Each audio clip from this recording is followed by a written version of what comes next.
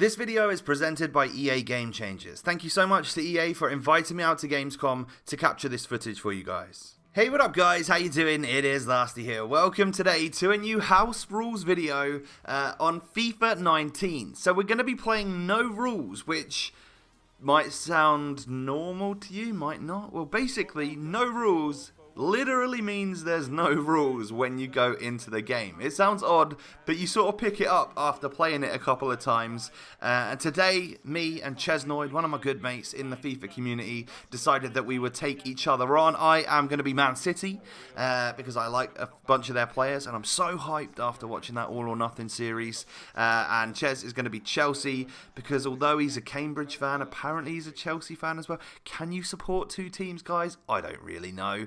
But I wanted to show you this right at the start. If you do exactly what was on screen right there, you can see that, well, there's no visual like trainer up on the screen for us right now.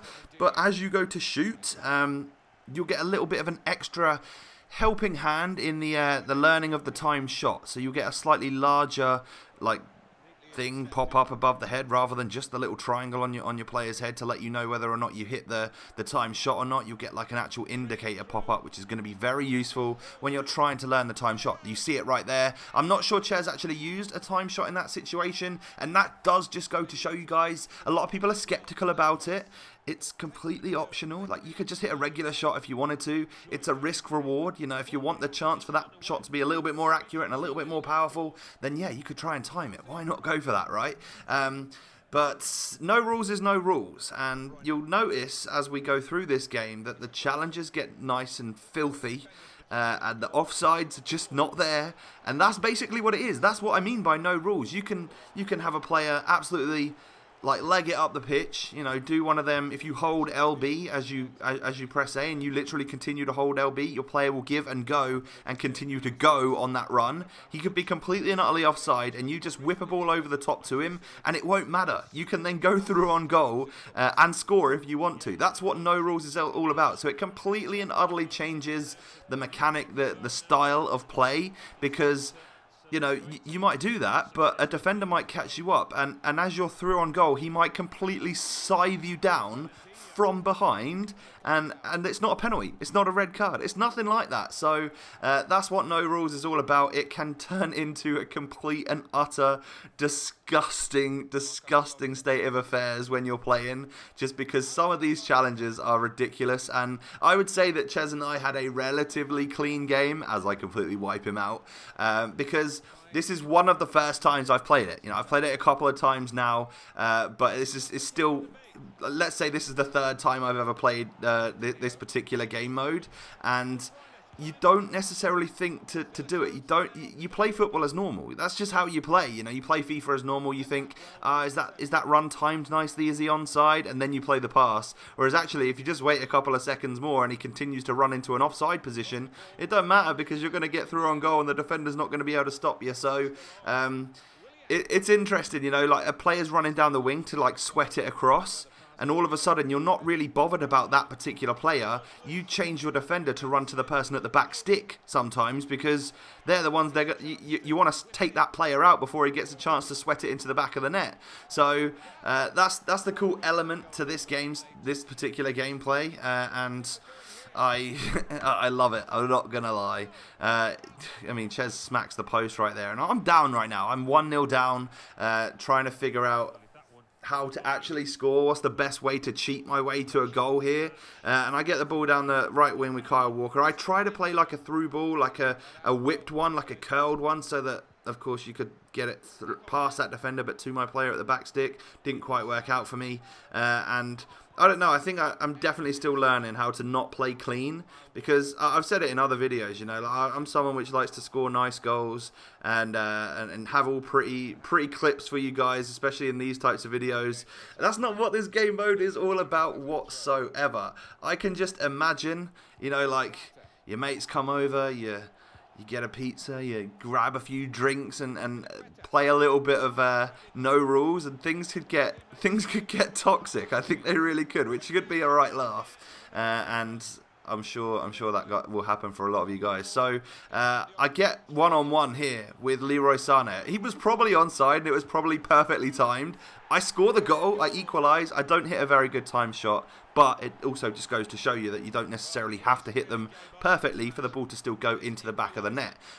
Although I skewed it a little bit, and it was a little bit early, it was still, accurate enough and powerful enough to go into the back of the net. So yeah, 1-1 in this particular game. It's going all right. I almost want to cut the commentary right here so that you guys can just listen to the gameplay and have that sort of raw feel. I don't know. I think I'm gonna carry on with the commentary because we've done a half. If you want, I can put up some stock gameplay for you guys to just enjoy. But maybe it would be better to put up a game that wasn't in the house rules section. Maybe like a Champions League final game or something. If I can find one through all the clips that I got, that might be quite nice for us to.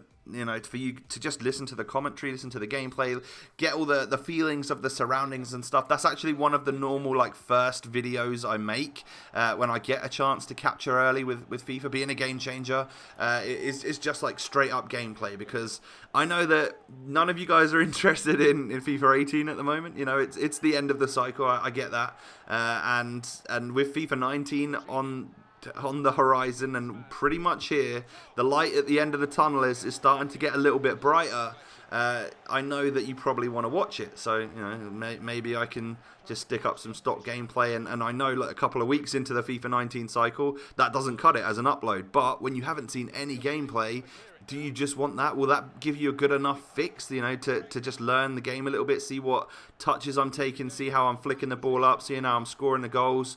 I tried to dink the goalkeeper with that one, but although it was great timing, what I didn't do with that shot with Aguero was actually the first time I hit shoot, I didn't hold it long enough, so I didn't get enough chip on the ball, even though it was perfect timing. It was a perfect chip shot for the amount of power I put on it, but obviously I needed to hold that for another 3/4 of a second or whatever to get the trajectory to then go above the goalkeeper. But that right there is an absolute fire goal from Leroy Sané to put me 2-1 up. There's no rule breaking in that one either. It's totally and utterly clean, but it is a really, really nice goal. We'll take another look at it in the replay right here. I think there's 4 pretty cool touches. I flick it up, flick it over, take it down on the knee, and then volley it. That ball just stays in the air the whole time. It's beautiful, and that right there is one of the best new features on FIFA 19. You do not realise how good it feels when you flick the ball up, go on a little mazy run with the ball in the air the whole time,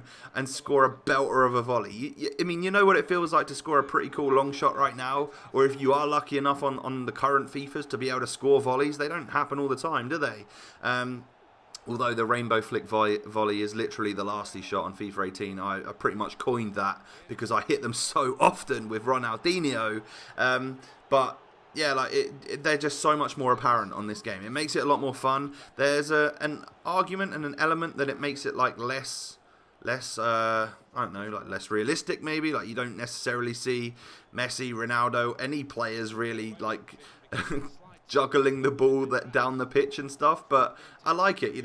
This is kickoff mode. This is not a house rules match. This is just a classic match, and whereby we've chosen 2 Prem teams, giving us the Prem branding and stuff. And obviously, if you choose Champions League, you get all of that. But yeah, it's within house rules on the kickoff modes, you're getting players eliminated or ejected when you score a goal. So the need for realism and stuff is not necessarily there.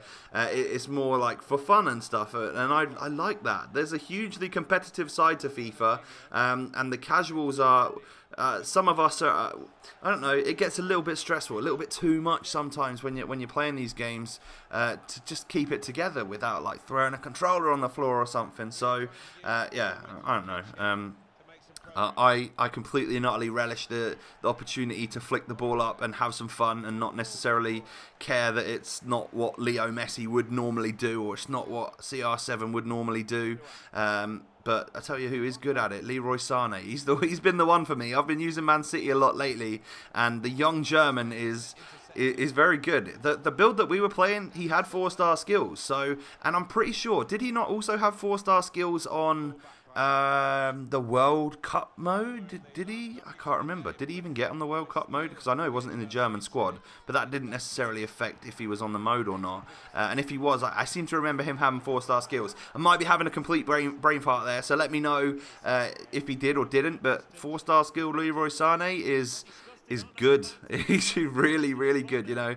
Being able to flick the ball up and stuff is not necessarily a 4-star skill. It's more based on the ball control. Every player can do it, but it is more based on the ball control. Someone like Vincent Kompany is not going to be having quite such a good time juggling the ball down the pitch as someone like Aguero or Sané is. And it might not necessarily mean that. I mean, I know people say this every year, that like pace might not be 100% necessary, but if you take someone like, I don't know, Bernardo Silva for example, Bernardo Silva, who isn't the quickest of wingers in a Prem team. You know, a lot of people don't use him because he's not necessarily super fast. If he's got like 90 dribbling or something, he's going to be able to flick that ball up nicely and hit some beautiful volleys. And you seem to move and glide through the air as you're doing this juggling. So I don't know, it could be a factor. Eventually I win this game 2-1. Thanks to Ches for playing. Of course, I'll leave his links down below in the description box. Go and subscribe to him. He'll have lots of FIFA 19 videos coming out for you guys as well. Hit me with that thumbs up on the video. Don't forget to sub to the channel if you're new. Have a lovely day, and I will catch you next time. Peace.